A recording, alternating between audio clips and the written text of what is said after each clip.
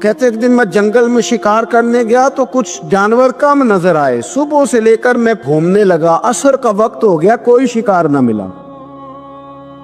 اب میرے دل کے اندر یہ ڈر تھا کہ اگر مغرب مجھے یہیں ہو گئی تو مجھے کوئی درندہ کوئی جانور پریشان کرے گا۔ اسی پریشانی کے عالم میں میں دائیں بائیں دیکھ رہا تھا کہ ہرنی کا ایک بچہ مجھے نظر آیا۔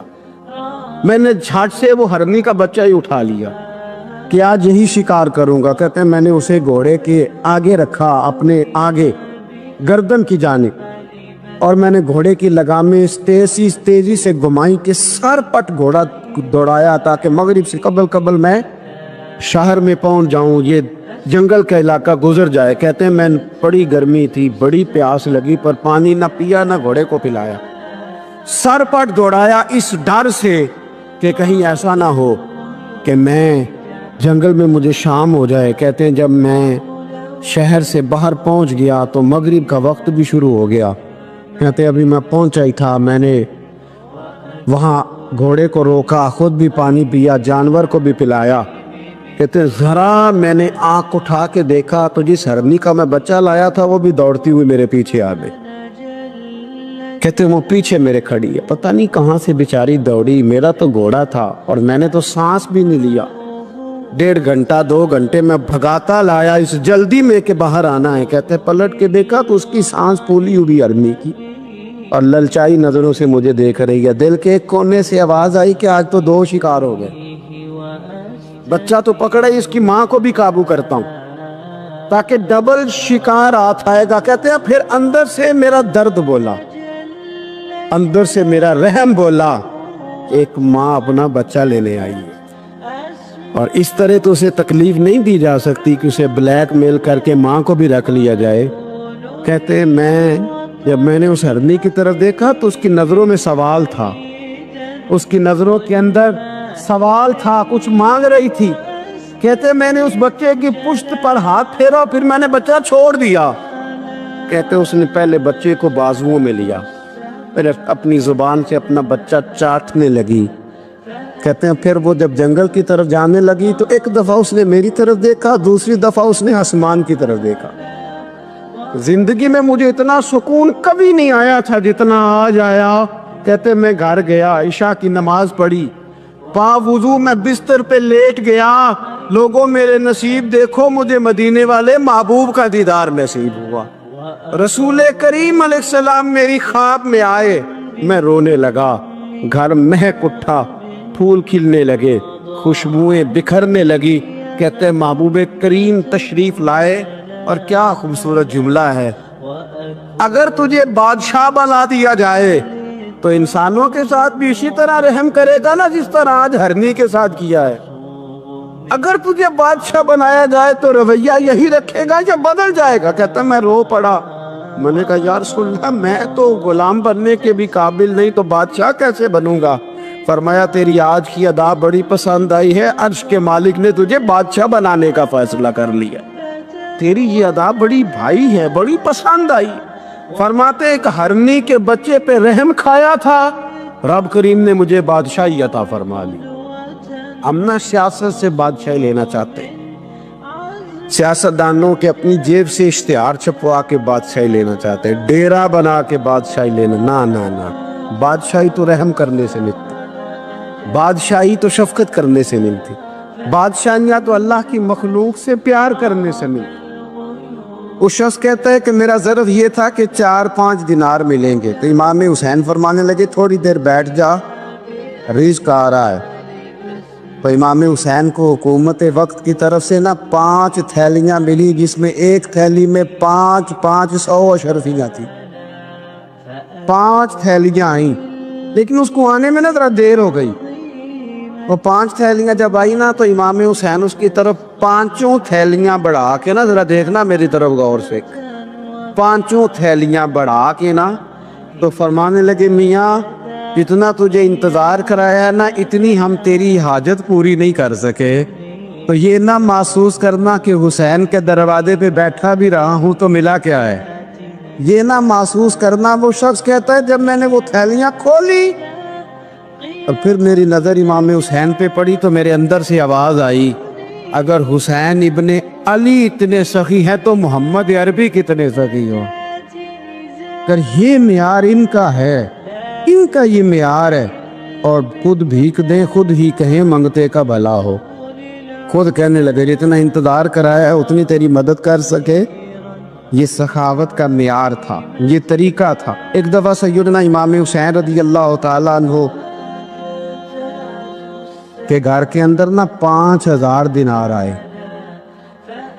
مسجد میں تھے، آپ کو 5000 دینار ملے تو امام زین العابدین کہتے ہیں کہ مسجد سے لے کر گھر آنے تک امام حسین نے 5 کے 5000 اللہ کے رستے میں خیرات کر دی. فرماتے میں نے کہا ابا جی 5 دینار کی گھر میں ضرورت تھی. مالاں والے سخی نہیں ہوندے تے سخیاں کل مال نہیں ہوندا. ایتھے اوتھے دوویں جہان نہیں، سخی کنگال نہیں ہوندا. کہا ابا جی 5 دینار کی گھر میں ضرورت تھی. تو کہتے ہیں مجھے فرمانے لگے بیٹا یہ جن کو میں نے دیا ہے نا یہ گھر کے لیے ہی دیا ہے، یہ گھر کے لیے ہی دیا ہے. جن کو دیا ہے تمہارا کیا خیال ہے یہ باہر خرچ ہوا ہے؟ یہ گھر کے لیے ہی ہے. اس لیے کہ جب انسان دوسروں پر شفقت کرتا ہے تو اللہ اس کے گھر پہ رحمت فرماتا ہے. امام حسین کے مزاج میں پہلی بات میں نے ذوق عبادت کی عرض کی. دوسری بات عرض کر رہا ہوں کہ صحابہ حضرت اسامہ بن زید بڑے پیارے ہیں میرے نبی کریم کے، بڑے پیارے. حضرت اسامہ بن زید کے بارے میں سیدہ عائشہ صدیقہ فرماتی ہیں ان کے ناک سے اگر ریٹھ نکلتی تھی تو اللہ کے رسول اپنے دست مبارک سے صاف کر دیتے تھے.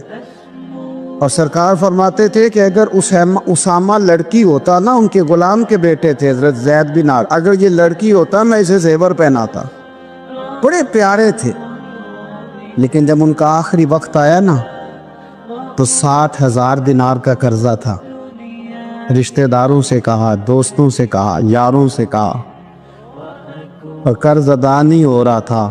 حضرت اسامہ بن زید کہتے ہیں بڑا پریشان تھا.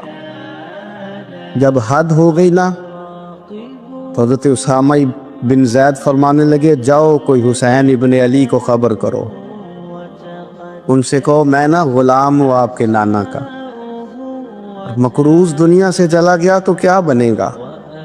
امام حسین کو خبر ملی تو دوڑے آئے. لاجپال اس پیر کو نہیں کہتے کہ تگڑا نذرانہ لے کے تو ماتھا چوم لے. لاجپال تو اس کو کہتے ہیں کہ جب ضرورت پڑے تو وہ سر پہ موجود ہو. حضرت سیدنا امام حسین تشریف لائے تو جناب اسامہ بن زید رو پڑے، کہنے لگے حضور میں نے نا غلامی کی ہے آپ کے نانا کی، اور اس غلامی پہ ناز ہے. اب 60,000 دینار کا قرضہ لے کے دنیا سے جاؤں گا تو میری قبر پہ بوجھ رہے گا. امام حسین خادم کو بھی کہہ سکتے تھے جاؤ گھر پیسے پڑے ہیں لے آؤ.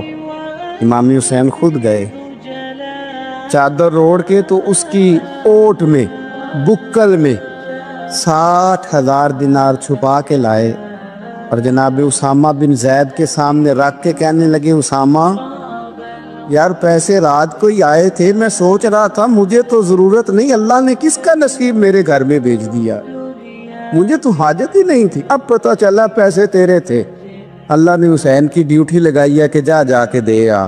حضرت اسامہ بن زید رو پڑے، فرمانے لگے اللہ آپ کو بہترین صلہ عطا فرمائے. امام بڑا ہی پیار کرتے تھے. گھوڑے پہ جا رہے تھے، کچھ فقیر غریب لوگ بیٹھ کے روٹی کھا رہے تھے، کھا رہے تھے سڑک کے کنارے. تو امام زین العابدین فرماتے ہیں کہ جب امام حسین گزرے تو انہوں نے آواز دی حضور دل کرتا ہے ہمارے ساتھ بیٹھ کے روٹی کھائیں.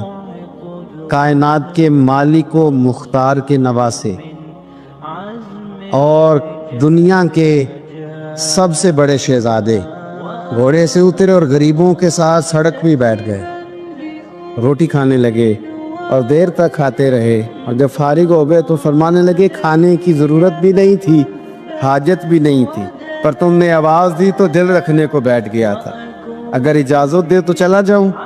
یہ مزاج تھا، یہ طبیعت تھی. آپ کے ایک بھائی ہیں چھوٹے حضرت محمد بن حنفیہ نام ہے، حضرت مولا علی شیر خدا رضی اللہ تعالیٰ عنہ کی دوسری بیوی سے. ایک دن حضرت امام حسین ان کے گھر میں بیٹھے تھے تو کسی بات میں نا اختلاف رائے ہو گیا، تو امام علی مقام ناراض ہو گئے، فرمایا آج کے بعد تیرے گھر نہیں آؤں گا. رومال اٹھایا چلے گئے۔ لوگوں نے حضرت محمد بن حنفیہ رضی اللہ تعالیٰ عنہ سے کہا حسین تو ناراض ہو گئے، کبھی نہیں آئیں گے۔ آپ فرمانے لگے بھائی تمہارا ہے کہ میرا؟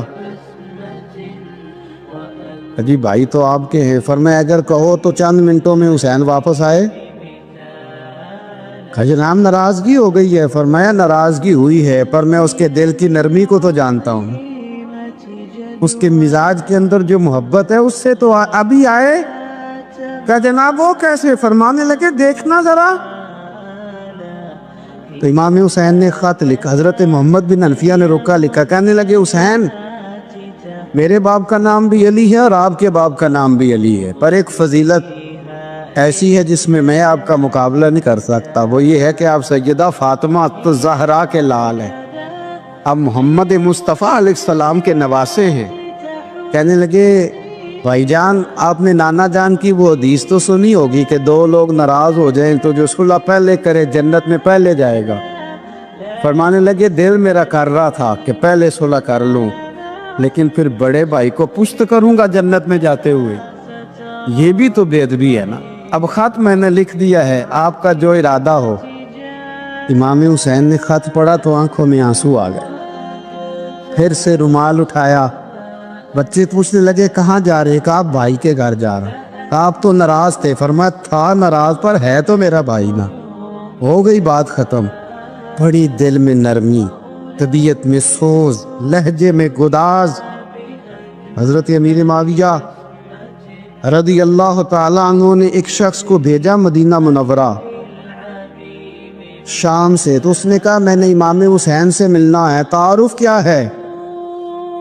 جناب امیر معاویہ فرمانے لگے مسجد نبوی میں جانا جس کے گرد لوگ سب سے زیادہ ادب سے بیٹھے ہوں اور جس کی باتیں سب سے زیادہ میٹھی ہوں اور جس کی نظریں سب سے زیادہ جھکی ہوں اور جس کے چہرے پر تمہیں سب سے زیادہ وقار نظر آئے وہی علی کے بیٹے حسین ہوں گے۔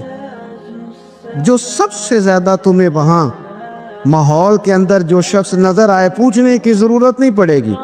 وہ شخص کہتا میں مدینے آیا تو میں نے واقعی ایک شخص کو دیکھا، شہد کے گرد مکھیوں کا اتنا ہجوم نہیں ہوتا جتنا امام حسین کے گرد رسول اللہ کے غلاموں کا ہجوم تھا، لیکن نظریں جھکی ہوئی، باتیں میٹھی، لہجہ گداز گداز، لفظوں میں رعنائی، اور لوگ کئی باتیں پوچھتے تو علی کے صاحبزادے ایک کا جملہ بولتے تو لگتا یہ کہ وہ جملہ سیدھا دل میں اترتا چلا جاتا ہے۔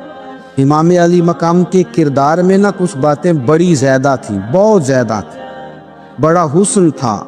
ایک بات تو یہ تھی امام حسین رضی اللہ تعالیٰ عنہ کا علم و فضل بڑا کمال کا تھا۔ ایک دفعہ صحابہ میں مسئلہ بن گیا کہ بچہ پیدا ہوتا ہے تو اس کا وظیفہ کیسے لگانا ہے۔ امام حسین کا علم و فضل بتا رہا ہوں، علم و فضل، تو بات بڑی پیچیدہ ہو گئی۔ حضرت عبداللہ ابن زبیر کے پاس لوگ آئے، کہنے لگے کہ آپ بڑے صاحب علم و فضل ہیں، آپ نے حضور علیہ السلام کے ساتھ وقت گزارا ہے، تو مسئلے کو حل کریں کہ بچہ پیدا ہونے کے بعد حکومت اگر وظیفہ لگائے گی تو کب لگائے گی؟ جب بحث طول پکڑ گئی، مسئلہ حل نہیں ہوتا تھا، تو حضرت عبداللہ ابن زبیر کہنے لگے ہم سے نہیں حل ہوگا، ایک بندہ ہے جس کے سینے میں رسول اللہ صلی اللہ تعالیٰ علیہ وسلم کے نور نبوت کا فیضان ہے، وہ یہ مسئلہ حل کریں گے۔ تو کہا وہ کون سے؟ آپ فرمانے لگے جب ہم سے مسائل حل نہیں ہوتے تو ہم ان کے علم سے فائدہ اٹھاتے ہیں۔ کہا کون ہے؟ کہا جناب امام حسین۔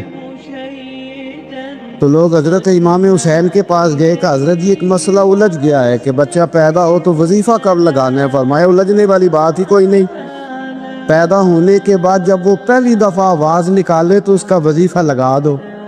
اس کا مطلب یہ ہے کہ وہ دنیا میں آ گیا ہے، اس نے اپنے آنے کا اظہار کر دیا ہے، اعلان کر دیا ہے، اب اس کا وظیفہ لگا دو۔ تو اس پر پھر صحابہ کا اتفاق ہو گیا۔ امام حسین کے علم سے، فضل سے لوگ فیض اٹھاتے تھے۔ حضرت سیدنا امام حسین کی شہادت کے بعد حضرت عبداللہ ابن زبیر رضی اللہ تعالیٰ عنہ نے قاتلان حسین سے خطاب کیا اور فرمانے لگے اللہ کی قسم تم نے اس شخص کو شہید کیا ہے جو راتوں کو لمبے لمبے قیام کرتا تھا، اور تم نے اس شخص کو شہید کیا ہے جس سے میں دن میں جب بھی ملتا تھا تو وہ روزے سے ہوتا تھا۔ تم نے اس شخص کو شہید کیا جو قائم اللیل تھا، صائم الدہر تھا، اس شخص کو تم نے شہید کیا۔ آپ کو پتہ ہے کہ میدان کربلا میں جب 9 محرم کو ابن سعد نے امام حسین سے کہا کہ جنگ کرو، اگر یزید کی بیعت نہیں کرنی تو امام حسین نے فرمایا ایک رات کی مہلت دے دو، ایک رات کی مہلت دے دو۔ حضرت امام زین العابدین کہتے ہیں میں نے اپنے والد گرامی سے عرض کی کہ ابا جی آپ جہاد سے دور جانے والے تو ہیں نہیں، آپ تو جہاد سے پیار کرنے والے، اور یہ بھی پتہ ہے مجھے کہ یہ جنگ اب ہو کے رہے گی، تو ایک رات کی مہلت لینے کا معنی کیا ہے؟ بھئی کل بھی لڑنا ہے اور رات بھی لڑنا ہے، تو ابا جی ایک رات کی مہلت۔ تو سیدنا امام حسین رضی اللہ تعالیٰ عنہ فرمانے لگے بیٹا رات کی مہلت اس لیے لی ہے کہ میں آج رات کھل کے اپنے رب کی عبادت کر لوں، میں استغفار کر لوں، میں لمبے سجدے کروں۔ اور کہا زین العابدین تو جانتا ہے نا کہ مجھے نماز سے، تلاوت سے، دعا سے اور استغفار سے بڑا پیار ہے۔ رسول کریم علیہ السلام نے فرمایا، جامع ترمذی میں موجود ہے، فرمایا میں جا رہا ہوں پر تمہیں 2 بڑی بھاری بڑی وزنی چیزیں دے کے جا رہا ہوں۔ صحیح 6 کی روایت، 2 وزنی چیزیں تمہارے بیچ چھوڑ کے جا رہا ہوں، اگر ان کو تھام کے رہو گے تو کبھی گمراہی تمہارے پاس نہیں آئے گی۔ یا رسول اللہ وہ کون کون سی؟ فرمایا ایک اللہ کی کتاب دے کے جا رہا ہوں اور دوسرا اپنا خاندان دے کے جا رہا ہوں۔ اگر اہل بیت نبوت کو تھامے رہو گے، ہمارے بزرگوں نے لکھا ہے کہ یہ جو حضور نے کتاب اللہ اور پھر اپنی اہل بیت کا تذکرہ فرمایا تو اس کا مطلب یہ ہے کہ تھیوری دیکھنی ہوئی تو قرآن دیکھنا، اور پریکٹیکل دیکھنا ہوا تو علی اور فاطمہ کو دیکھنا، حسن اور حسین کو دیکھنا، ان کو دیکھنا۔ نبی کریم علیہ السلام کے اہل بیت منارہ نور ہیں، ان کی محبت، ان کا پیار کیوں بھلا؟ اس لیے کہ یہ وہ خوبصورت لوگ ہیں جن کو خود میرے نبی پاک نے تراشا ہے۔ ان کی سیرت میں جتنے رنگ ہیں وہ رسول کریم نے خود بھرے، ان کی ایک ایک بات کا خیال نبی پاک نے رکھا ہے، حضور نے از خود انہیں اپنی صحبت عطا کی ہے۔ زیادہ دور نہیں تھا سیدہ فاطمہ کا گھر، مسجد نبوی کے ساتھ تھا، اللہ کے رسول دن میں 2 دفعہ جایا کرتے تھے، پھر بھی کبھی کبھی فرماتے فاطمہ میرا دل کرتا ہے آج میں رات تیرے گھر میں قیام کروں۔ تو سیدہ فاطمہ زہرا فرماتی ہیں کہ آمنہ کے لال اس طرح بھی میرے گھر میں قیام کرتے تھے کہ حضور چارپائی پہ لیٹتے تھے تو ایک کندھے پہ امام حسن کا سر ہوتا تھا اور دوسرے پہ امام حسین کا سر اقدس ہوتا تھا، اور فرماتی ہیں رات کو کبھی حسنین کریمین دودھ مانگتے تو میں اٹھتی دودھ دینے کے لیے، تو حضور فرماتے لیٹ جاؤ آج میرے ساتھ سوئے ہیں تو دودھ بھی میں ہی پلاؤں گا، تو محبوب اٹھتے ان کے لیے دودھ لاتے برتن سے نکال کے، حضور نے انہیں وقت دیا اور پھر ان کی چھوٹی چھوٹی چیزوں کا خیال رکھا۔ صحیح بخاری میں موجود ہے، تربیت پر توجہ دی۔ امام حسین تشریف لائے، ابھی عمر مبارک 7 سال کے قریب تھی، مسجد نبوی میں صدقے کی کھجوروں کا ڈھیر لگا ہوا تھا۔ چھوٹا بچہ جو ہوتا ہے نابالغ، اس پر شریعت کے احکامات نہیں آتے، صدقے کی کھجوروں کا ڈھیر تھا مسجد نبوی میں۔ یہ تربیت ہے، یہ ٹریننگ ہے جو اللہ کے محبوب نے خود انہیں عطا فرمائی۔ صدقے کی کھجوروں کا ڈھیر تھا، امام حسین حضور کے ساتھ آئے تو امام علی مقام نے نہ ایک کھجور اٹھا کے منہ میں رکھ لی۔ شارحین نے لکھا ہے لگتا یہ ہے کہ کئی دنوں کی بھوک تھی، کیونکہ یہ فاقہ اہل بیت کا بڑا محبوب ہے، مجبور نہیں تھے، وہ تو خزانوں کے مالک تھے، پر غریبوں سے محبت کی وجہ سے فاقے کیا کرتے تھے، یہ ان کی پسند ہے فاقہ کرنا۔ تو ایک کھجور امام علی مقام نے رکھ لی تو اللہ کے رسول نے گلے میں انگلی ڈال کے نکال دی اور فرمایا حسین یہ صدقہ ہے، یہ میری اہل بیت کے لیے درست نہیں ہے۔ حضور نے خود تربیت کی، اور پھر سیدہ فاطمہ زہرا نے نا اپنے بچوں کو تراشا، ان پر محنت کی۔ میں اکثر گزارش کرتا ہوں دوستوں سے، میں کہتا ہوں کربلا کا واقعہ کوئی حادثاتی نہیں ہے، اس کے پیچھے پوری ایک لاجک ہے۔ اس کے پیچھے پورا ایک فلسفہ ہے۔ ایسے ہی کوئی آدمی 3 دن بھوکا پیاسا رہ سکتا ہے؟ کسی آدمی کو صبح اس نے کھانا کھایا اور شام تک کھانا نہ ملے تو ٹانگیں کانپتی ہیں۔ رمضان المبارک میں عبادت کی نیت سے روزہ رکھنے والے بھی شام کو بڑے پریشان ہو جاتے ہیں، پر مسلسل 3 دن کھانا نہ کھایا جائے اور پانی نہ پیا جائے، اور حال یہ ہے کہ وہی آدمی تلوار لے کے میدان میں نکلے اور اس کی حالت یہ ہو کہ لوگ اس کی آگے دوڑنا شروع کر دیں۔ ہزاروں کی فوجیں تاب نہ لا سکے، علی کا گھر بھی وہ گھر ہے کہ جس گھر کا ہر ایک بچہ جسے دیکھو وہی شیر خدا معلوم ہوتا ہے۔ یہ کوئی آسان ہے؟ اس کے پیچھے پوری اس کے پیچھے فلسفہ ہے۔ امام راضی کی تفسیر کبیر دیکھیے گا۔ حضرت امام حسین کی وہ شخصیت تھی کہ مشکات میں حدیث ہے، نبی پاک صلی اللہ تعالی علیہ وسلم کی چچی جناب ام فضل صبح صبح گھبرائی حضور کی بارگاہ میں آئی، عرض کی یا رسول اللہ صلی اللہ علیہ وسلم آج میں نے عجیب خواب دیکھا ہے، میں ڈر گئی ہوں۔ حضور نے فرمایا چچی کیا دیکھا؟ عرض کی حضور میں نے دیکھا ہے کہ آپ کے وجود کا گوشت کا ایک ٹکڑا کٹ کے میری جھولی میں آ گیا۔ حضور یہ کیا ہے؟ تو محبوب خواب سن کے مسکرائے، فرمایا چچی یہ پریشانی والا خواب نہیں، یہ تو خوشی والا خواب ہے۔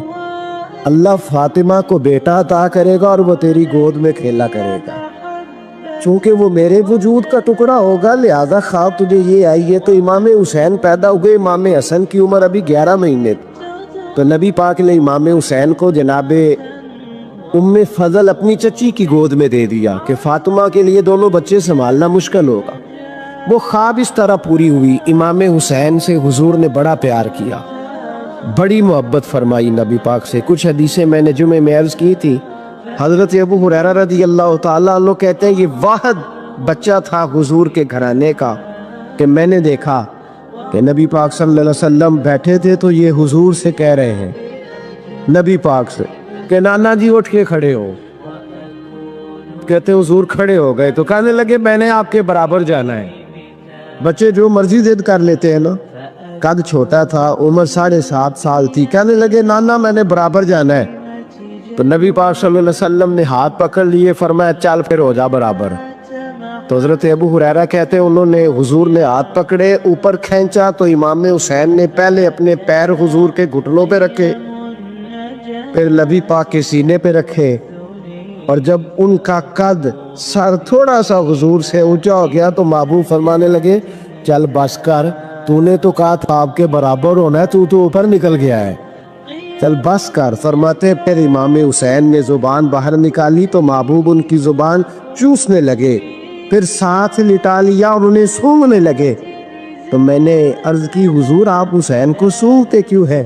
تو فرمایا ابو ہریرہ مجھے حسین کے وجود سے جنت کی خوشبو آتی ہے، مجھے حسین کے وجود سے جنت کی۔ ایک دن حضور گزر رہے تھے، اصل اس طرح تھا کہ یہ نبی پاک کا حجرہ تھا، جن لوگوں کو اللہ نے مدینے کی زیارت کرائی ہے وہ جان سکتے ہیں نبی پاک کا حجرہ تھا۔ تو حضور کے حجرے کی اس جانب یعنی مسجد کی جو بالکل سیدھ ہے اس کی بیک میں سیدہ فاطمہ رہتی تھی، تو حضور اکثر میں نماز کے لیے جب نکلتے تو حضرت فاطمہ کے حجرے کے پاس سے ہو کر دوبارہ محراب میں جاتے۔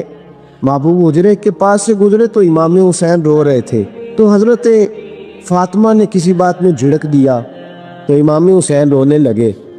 تو نبی پاک نماز کے لیے گئے تو واپس لوٹ آئے اور واپس تشریف لا کے کہا فاطمہ حسین کو کیا ہوا؟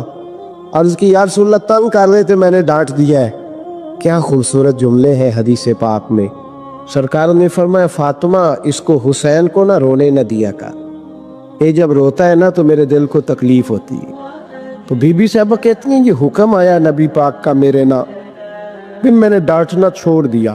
یہ ان کے فضائل تھے، ان کی تربیت خود نبی پاک نے فرمائی۔ پہلی بات تو یہ ہے کہ نبی پاک نے دعا مانگی تھی یا اللہ میرے گھر والوں کو زیادہ روزی نہ دینا، انہیں ایک وقت روٹی دینا، ایک وقت کی بھوک دینا۔ یہ جو 10 دن کربلا میں انہیں ٹینشن نہیں نہ ہوئی، انہیں عادت تھی فاقہ کرنے، انہیں 3 دن وصلی روزے رکھنے کی عادت تھی، پہلی بات۔ دوسرا یہ کہ جہاد کی تربیت حضور خود کراتے۔ حضرت فاطمہ زہرا کہتی میں پردے کے پیچھے دیکھ رہی تھی، نبی پاک نے امام حسن اور حسین سے فرمایا چلو میرے سامنے کشتی لڑو۔ تو دونوں حضرات آپس میں جب کشتی لڑنے لگے تو نبی پاک نا امام حسن کو کہتے حسن حسین کو ٹانگوں سے پکڑو، حسن حسین کو پیچھے سے پکڑو۔ جب نبی پاک بار بار امام حسن کو بتا رہے تھے تو سیدہ پیچھے سے بول پڑی، کہنے لگی یا رسول اللہ آپ چھوٹے کو بتائے، آپ بڑے کو بتا رہے، بڑا تو پہلے 11 مہینے بڑا ہے تو آپ چھوٹے کو بتائے بڑے کو بتا رہے۔ تو فرمایا فاطمہ تو چپ کرنا، جو میں دیکھ رہا ہوں تو نہیں نہ دیکھ رہی، ایک کو میں بتا رہا ہوں دوسرے کو جبریل امین بتا رہے ہیں۔ لیکن اس کے ساتھ ساتھ امام حسین رضی اللہ تعالیٰ عنہ کا جذبہ جہاد، امام حسین کی استقامت، آج لوگ ادھر ہوتے ہیں جس طرف ہوا کا رخ ہوتا ہے۔ آج لوگوں کی سوچوں کا زاویہ یہ ہے کہ جدھر رش زیادہ ہوگا ہم بھی ادھر جائیں گے۔ ہم یہ نہیں دیکھتے حق کس طرف ہے، ہم یہ دیکھتے ہیں رش کس طرف ہے۔ امام حسین رضی اللہ تعالیٰ عنہ نے رش نہیں دیکھا، حق دیکھا۔ امام حسین رضی اللہ تعالیٰ عنہ استقامت کے وہ پہاڑ ہیں، معمولی آدمی نہیں تھے۔ فرزق شاعر کہتا ہے کہ میں نے امام حسین سے کہا تھا، میں نے کہا لوگوں کی تلواریں یزید کے ساتھ ہیں پر دل آپ کے ساتھ ہے، دل آپ کے ساتھ ہیں۔ امام حسین رضی اللہ تعالیٰ عنہ نے زمانے کے حالات نہیں دیکھے، حق اور سچ دیکھا۔ جتنی چیزیں انسان کو کمزور کر سکتی ہیں وہ ساری امام حسین پہ طاری کی گئی، جتنی چیزیں۔ وطن چھوڑنا کتنا کو مشکل ہوتا ہے، شالا پردیسی کوئی بھی نہ تھی وے کخ جنا تو پارے۔ حضرت سلطان باؤ فرماتے ہیں بچو پردیسی ہونا کوئی آسان ہے؟ جس آدمی کا کسی چھوٹے سے گاؤں میں بھی مکان ہو چھوڑنا پڑ جائے تو روتا ہے، تو مجھے بتاؤ جس نے اپنا سارا بچپن مدینے میں گزارا ہو۔ آج جو ایک ہفتہ مدینے رہ کے آتے ہیں ان سے واپس نکلنا مشکل ہوتا ہے، لیکن امام حسین حق کا رستہ تھا، وطن کی قربانی دی، اور معمولی وطن نہیں، مدینے جیسا وطن۔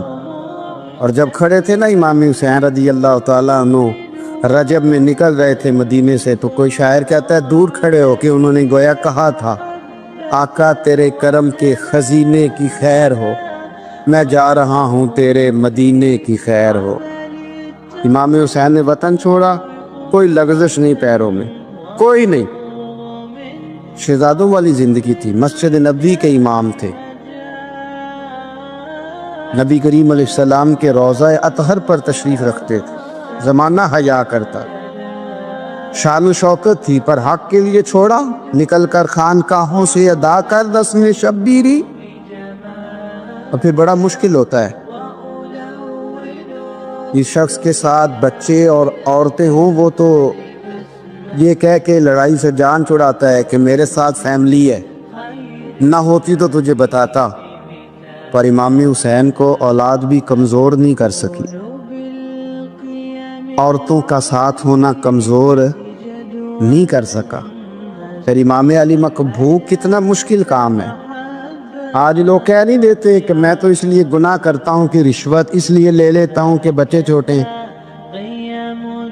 10 دنوں کی کم و بیش سفر، 3 دنوں کی بھوک اور پیاس، پر حق کے رستے میں امام حسین کو کوئی چیز کمزور نہیں کر سکی۔ اور پھر وہ جتنی باتیں لوگ کہہ سکتے تھے وہ ساری کہیں گئی، ساری۔ اور آ کے عرض کرنے لگا حضور یہ کوئی معمولی دشمن نہیں، یہ وہ ظالم ہیں جو لاشوں پہ بھی گھوڑے دوڑا دیتے۔ تو امام علی مقام فرمانے لگے جو شہادت کا جذبہ لے کے نکلے وہ پھر انجام نہیں دیکھا کرتا، وہ انجام، وہ جتنی چیزیں جو استقامت کے رستے میں آ سکتی ہیں وہ ساری چیزیں رستے میں آئیں، پر امام علی مقام نے کسی چیز کی پرواہ نہیں کی۔ آج کا مسئلہ یہ ہے کہ آج لوگوں میں استقامت نہیں ہے، رات کو کچھ ہوتے ہیں، سویرے کچھ ہوتے ہیں، دوپہر کو کچھ ہوتے ہیں، شام کو کچھ ہوتے ہیں۔ ہمارا کل انداز تکلم کچھ اور ہوتا ہے، صبح کچھ اور ہوتا ہے۔ امام علی مقام میدان میں رہے، ایک میت گھر میں ہو جائے تو کئی دنوں تک آنکھ کھلتی نہیں، ہوش رہتا نہیں۔ سب سے زیادہ مسائب امام حسین نے دیکھے، سب سے زیادہ۔ اور گھوڑے پر بیٹھنے سے پہلے پہلے ساری تکلیفیں آپ دیکھ چکے تھے۔ باپ کا جنازہ اٹھانا آسان ہوتا ہے، بیٹے کا جنازہ اٹھانا بڑا مشکل ہوتا ہے، پر امام حسین نے بیٹوں کے جنازے اٹھائے۔ حضرت علی اصغر کی لاش کو امام حسین نے اپنے دست مبارک سے دفن کیا، اور جناب علی اکبر کی میت کو جب آپ اٹھا کے لا رہے تھے تو سیدہ زینب فرماتی ہیں کہ مجھے یوں کبھی لگتا تھا حسین کا قد بڑا ہے اور کبھی لگتا تھا علی اکبر کا قد بڑا ہے، اور فرماتی ہیں کہ پھر حضرت قاسم بن حسن کو بھی وہ اٹھا کے لائے، اور جناب عباس کے وجود سے الگ ہونے والے بازو انہوں نے لا کے حضرت عباس کے وجود کے ساتھ بھی رکھے۔ انہوں نے یہ سارا منظر دیکھا، لیکن جب حسین ابن علی اپنی دفعہ گھوڑے پہ سوار ہوئے تو لگتا یہ تھا کہ ان سے زیادہ بہادر کوئی نہیں۔ ایک جملہ بھی یزیدی فوج کے سامنے امام حسین نے کمزور نہیں کہا، ایک جملہ بھی، ایک فکرہ بھی کچا نہیں بولا، کہیں بھی کوئی منت نہیں کی، کسی جگہ بھی ان کے پائے استقلال میں کوئی لغزش نہیں آئی۔ جب لوگوں کو پتہ چل جائے کہ اب سامنے موت ہی موت ہے، سوائے اس کے چارہ کچھ بھی نہیں، تو بہت ساری رخصت اور اجازت تو دین بھی دیتا ہے، پر امام حسین کسی جگہ کسی رخصت پر عمل کرتے نظر نہیں آتے، ڈٹ کے بات کی ڈٹ کے۔ اور پھر جب میدان میں نکلے، اللہ اکبر، تو ابن سعد کہنے لگا کہ اگر دو دو کر کے ایک ایک کر کے جاؤ گے تو یہ 45,000 کا لشکر سارا حسین کاٹ ڈالے گا، یک بارگی حملہ کرو گے تو بات اتنی استقامت، اتنا۔ آج تو لوگ ڈپریشن کے مریض ہیں، آج تو لوگ ٹینشن کے مریض ہیں، ہر دوسری بات میں لوگ کہتے ہیں وہ بڑا، پر کس بات سے؟ مطلب کیا اپنی زندگی میں صرف جاب نہیں مل رہی، صرف بیماری آ گئی، صرف خرچہ نہیں گھر میں بڑا، کس بات کا ڈپریشن؟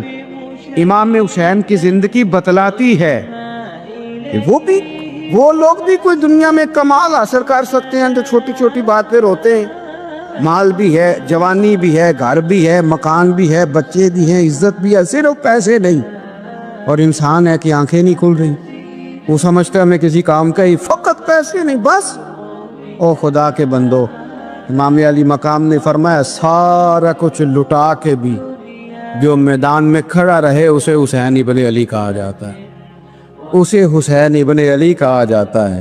حسین ابن علی کی شان رفت کوئی کیا جانے، حسن جانے، علی جانے، نبی جانے، خدا جانے، کون جانے امام علی مقام کا معیار۔ تو امام حسین رضی اللہ تعالیٰ عنہ کی زندگی ہمیں بتاتی ہے کہ ذوق والی عبادت کرو۔ امام حسین کی زندگی ہمیں بتاتی ہے کہ جب تم سخاوت کرو تو پھر اپنی حیثیت سے بڑھ کر کرو، اور امام حسین کی زندگی ہمیں بتاتی ہے کہ دل میں کسی کے لیے کوئی بات نہ رکھو، صلح کرنے میں پہل کرو، محبتیں کرنے میں آگے بڑھو۔ اور امام حسین کی زندگی ہمیں بتلاتی ہے کہ جب دنیا میں تم نے کچھ کرنا ہے تو پھر ڈٹنا بھی سیکھو، پھر کھڑے ہونا بھی سیکھو۔